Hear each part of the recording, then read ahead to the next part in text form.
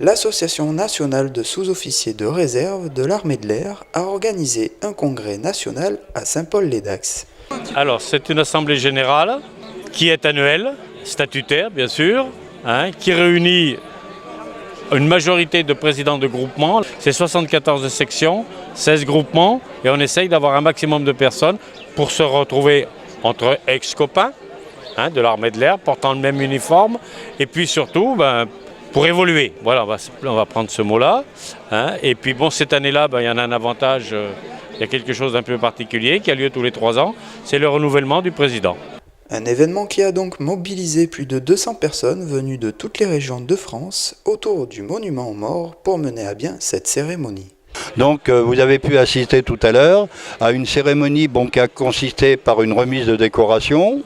Sergent-chef Patrice Biziot, au nom du ministre de la Défense, nous vous décernons la médaille des services militaires volontaires, échelon or. Félicitations. Alors les médailles, c'est pour des années passées sous les drapeaux. Ceux qui ont reçu aujourd'hui sont des gens qui ont fait une carrière. Ensuite, la passation du drapeau, c'est-à-dire que le président sortant prend le drapeau au porte-drapeau, qui est national, et le remet ensuite au nouveau président qui le redonne au porte-drapeau. Et c'est un peu comme un acte signé, si on peut dire, voilà. Et après, suivi d'un dépôt de gerbes et des sonneries aux morts marseillaises et l'hymne belge, puisque nous sommes jumelés avec notre équivalent belge.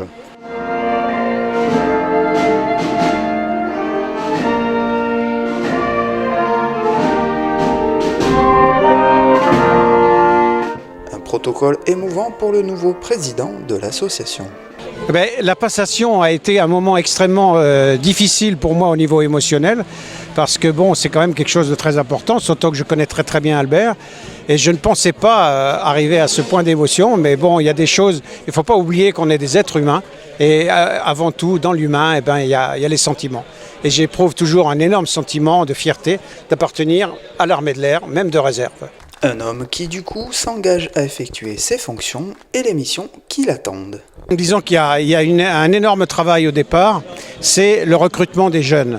Parce que malheureusement, comme beaucoup d'associations loi 1901 comme nous sommes une association vieillissante et il nous faut recruter des jeunes.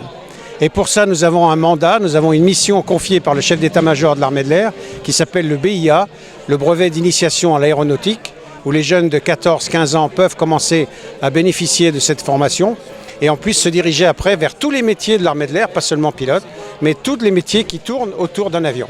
Discours solennels et remerciements ont conclu cette cérémonie qui s'est poursuivie par un pot de l'amitié dans un esprit festif et amical.